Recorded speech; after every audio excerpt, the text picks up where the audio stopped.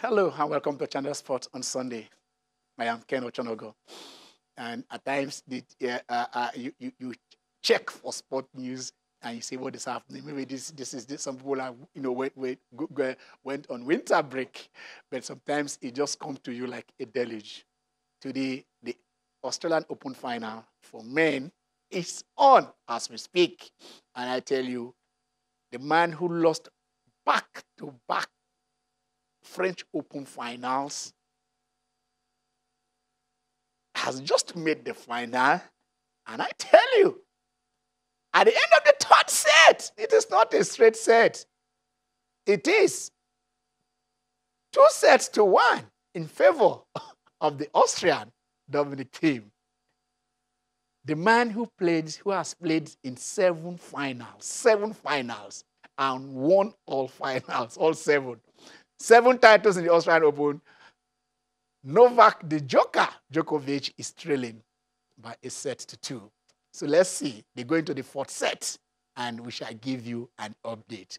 For you Djokovic fans, calm down. Sometimes the guy said, I'll go over there. I tell you, Dominic Thiem is one man that he will score a winner against you, and he will apologize. Say, sorry, I didn't mean it. So I tell you this, it is happening there up there. Yesterday, it was the turn of the 21-year-old Sophia. Someone said, why do you call her Sophia? Sophia Kenin.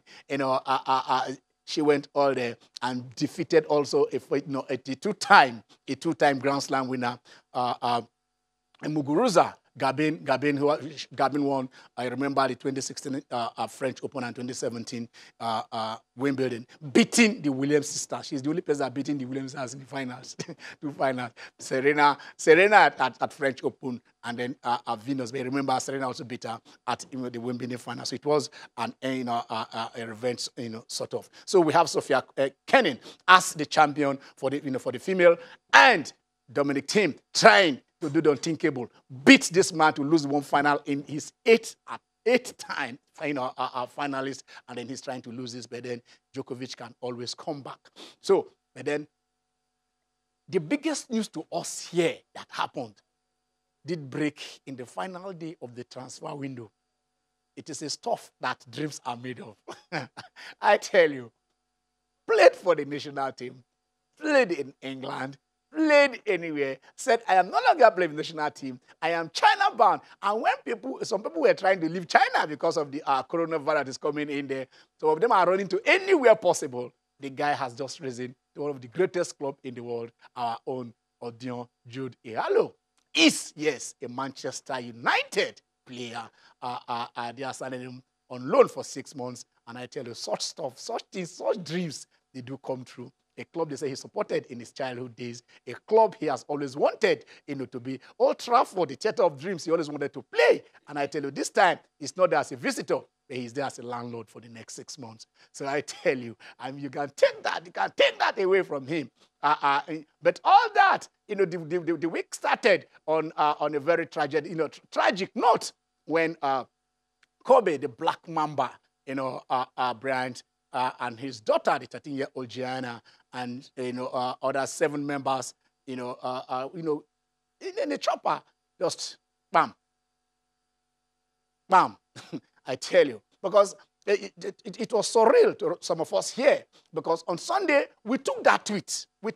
Remember, of Kobe congratulating King James for overtaking him as the 3rd most points winner in the NBA.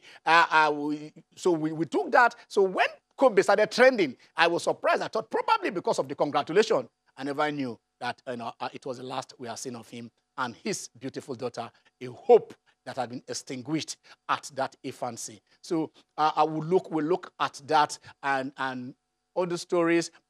Countdown to the National Sport Festival, the 20th National Sport taking place at Edo, and then also the Olympics that would are coming on in June. So the juggernaut that is called Liverpool. I don't know how they built this team around, But I tell you, in fact, they said they need 7 matches to go. They might just, other will even still drop point. They might win it with 5 matches, and then they will now relax and say, maybe let's start the next league.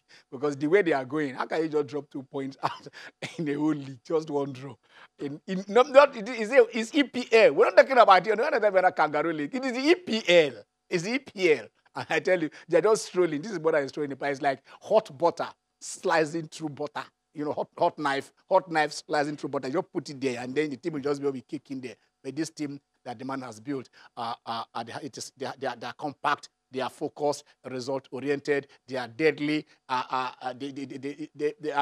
They don't know when to say we're beating. Are they going to be invisible? We'll still see how it is going to happen. But then, if you have waited 30 years without winning it out, I think this is the best way to come out from the cold. Coming in from the cold. Okay, so those are the stories we'll be taking on. And I tell you, we shall open the lines to be part of this show. So let me start with the Catalan. Real Madrid yesterday, what happened to them? And welcome back, Obum. It's been a while. The runaway kid is back. Real Madrid, we saw the Madrid derby yesterday, and Real Madrid went on to win that one, establishing a 6-point gap over FC Barcelona in the Spanish La Liga. And you want to say Real Madrid have been another team that seems to have been on the rise for the past couple of weeks. Zinedine Zidane has been getting results. He's been getting players. He's likes of Federico Valverde, seeing Vinicius Jr., seeing Karim Benzema scoring goals this season, being able to incorporate. Even when you look at Modric, that a lot of people thought was past his prime or past his best, doing very well in that side. So I think now they are on top of the La Liga, and deservedly so. Barca have a chance to cut that gap by 2, and they take on Levante later today. With a new coach, we saw their last game against Valencia. It was just not what we want to talk. We don't want to talk about that now. We're moving forward. You don't want to talk about it. We're moving forward. We hope Barca can come back. And on to Kobe Bryant. I remember we took that tweet on Sunday when Kobe was congratulating LeBron James on overtaking him as the 3rd highest scorer in NBA history. You know, a lot of talk really had centered about who was the greatest between Kobe Bryant and LeBron James himself. And his final tweet, actually him congratulating the king himself, who now happens to play for LA Lakers. Lakers that they say, it's famously the house that Kobe Bryant built. You know, 20 good years. Drafted in 1996, moved on to play for the LA Lakers. A one-man team. One-team man, sorry. Yes. You know, you want to, it's sad. And then the fact that there were 8 other people in that chopper, alongside his 13-year-old daughter, Gianna, and we're going for a basketball practice. It's just sad. But then again, I think God knows best, and we only hope that the family can just take comfort and move on. And the biggest topic this week was John Jude Ighalo. I remember a couple of months ago, when there were talks about Barcelona wanting to sign Ighalo. No, he rejected Barcelona. He said he rejected Barcelona. Yes. We even fought that news. Okay, what's special about this young man? Yeah. And then not too long ago, I think that was sometime in November, he tweeted about how he feels grace overcomes hard work any day, any time. And a lot of people came for this young man on Twitter. Let's not forget, he was the highest goal scorer for qualifiers. For the Nations Cup. But the highest goal scorer at the AFCON tournament itself. And we all know he's a poacher. No, he scores goals. No offense here. In the 3 goals with Watford, he scored 33 goals in 3 games with Watford. He scored 33 goals, as opposed to Lacazette, who plays with a couple of big players in the team, scoring 32 goals in the same amount of games. But you know that he knows how to score goals. That much nobody can take away from him. Now this young man has signed for Manchester United, a team he supported as a child. Yes. I think these are the stuff dreams are made of. Boom! These are the stuff dreams are made of. Yeah. I mean, we can't help over celebrating this. But do you see him? Some people have said, like what he just mentioned here, when he said he rejected Barcelona, people didn't believe him. At this transfer window, Jose Mourinho made inquiries for Tottenham. Conte for Inter went for him. It was at the final day of the transfer. Good afternoon, Ken. Good afternoon, viewers. Good to be back on the show. On the final day of the transfer window, the race was between Manchester United and Tottenham. And he rejected Tottenham to sign for Manchester United. And he went on to say, I have achieved my boyhood dream. And there was this picture of him and a couple of other Nigerian players. He went, Manchester United. I think he was a teenager then. Yes. So we can't but just be happy for Ighalo. It's a dream achieved. And Manchester United this season, their problem has been finishing. I hope they can have the confidence. For Ole to say, I'm sure he has a certain level of confidence in him anyway. I hope he can repay the faith that he has reposed in him to sign him. And I believe he will do better than what Manchester United, because Martial seems to be lost. Since Rashford got injured, Lingard and Rashford and Martial seems lost in the team. So they have leg, they have body, but no head. No head. They haven't played better, and Igalo knows how to bring in other players into the play. Exactly. I hope he will be able to bring in that into this Manchester United, because they lack a character like Igalo, and I believe he will do so well. Okay. Dele is joining us for the very first time. Dele is a filmmaker. And then he's a sports fan and a sport enthusiast, and he has his specialities. And he will pick his brain on, because he has first-time experience on how some of those big teams in England, are packaged. But then also, coincidentally, Dele has the same background with Jude Ihalo, coming in from the jungle and getting it up there. Dele Ajaka, you're welcome to the show. Thank you very much. Thank you for having me. Okay. Let's start with this Igalo thing. I mean, it would be unjust for you not to say something about it when we all are talking about it. Yeah. After listening to you guys talk about Igalo, I think my take of this is how it's going to impact on Super Eagles. Yeah, the Super Eagles need to key in. Bring him back. Yeah, he said he's no longer playing. Well, I don't know how they're going to do, but he needs to come back. He needs to be like... You need to bring him back. The focus of the world is on Igalo in Manchester United. And there's no way it will not rub off on Super Eagles. Exactly. Yeah. So the members of the Super Eagles, the coach, they need to key in into the position that Igalo is now and see how they can make the best out of it. Yeah. Okay. Okay. Make the best out of the Igalo deal. And then there is also, because when this news break that Igalo will be the first Nigerian to play for Manchester United, you trust us. And some guys came and said, no. There was one Remy Moses who played for Manchester United. I mean, Remy Moses was born, I think, in 1960. He did play for Manchester United for about a decade. And then, on his 53rd birthday, Manchester United did this. They said, happy birthday, Remy Moses, a local lad and what? A battling midfielder. You understand? That is what on his fifth, he played for Manchester United 199 times. That is Manchester United. He was born in Manchester. Obum. Jude Ihalo was born in Ajegunle. Remy Moses was born in Manchester. If we said he's the first Nigerian, we are right. Yeah. This one is a local lad. Ihalo is our own local lad. Our own local lad. Okay. And then that is another tweet there coming in from Manchester United now. He said we can confirm that Odion Ihalo will join us on loan from Shanghai Shenhua until the end of the season. Welcome, Odion. That is them. They are saying, welcome, Odion, to Manchester. Born in Ajegunle, right there in the jungle in the ghetto, and then he is now welcome in Manchester. And then Manchester United, you saw those two tweets. One, they are welcoming the other one. They are saying the other one is a local lad. I tell you, Remy Moses was born and bred in Manchester. He played for Manchester United. He would have played for England, but that 85 season, he cropped up a lot of injuries, so he couldn't make it. So please, let's stop this debate. I tell you this, John Obi Mikel also signed for Manchester United, if you remember. Because... He signed for Manchester United, and Chelsea has to pay a transfer fee in comparison to Manchester United before when he went over there, when he went to play for Chelsea. So there has been these issues. But then the first Nigerian, let's take it. Let's not continue. We shall open the lines and you shall tell us anyway, but we're giving you the facts. Is it Odion Jude Ihalo? But it doesn't matter whether it's the first or the second. My guy, this guy is gone. He's there. So basically that is for Jude Ihalo. I will wish him success. It's not going to be easy. It's going to be a little bit tough. But Catalan, let me come back to you on this before we leave it. People are saying he came in from China. You understand? He is 30. At 32, Barcelona went to China to bring in Paulinho. Yes. And he was, he was a success. He made